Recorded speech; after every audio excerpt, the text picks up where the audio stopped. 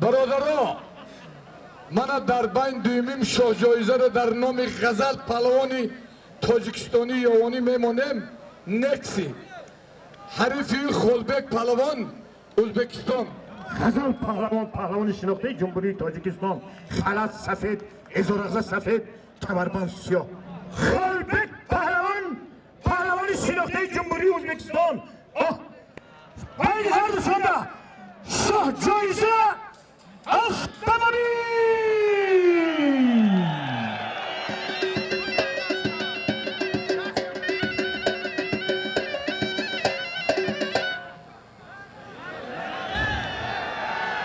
نبریم نسیم جان کجا دا شرینار غزل علی ای وحدت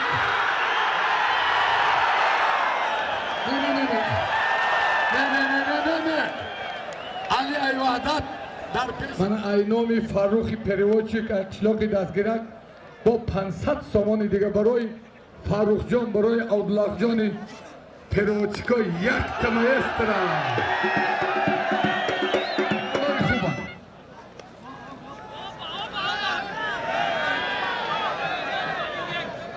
خوبه میدانشی های بله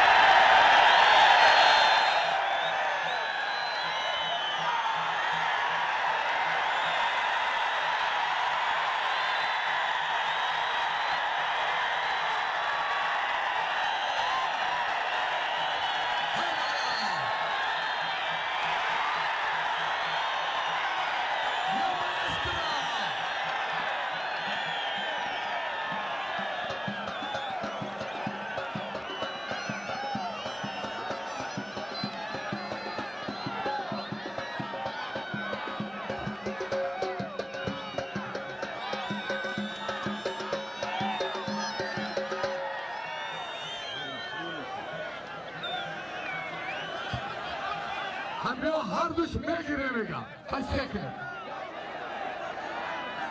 یکر بگیرم یا اتکاز میکنم تا کنسل میگیرم مردم برای همه سودای یا تاجیکستان یا ازبکستان یا اتکاز دیگه نیست های بالا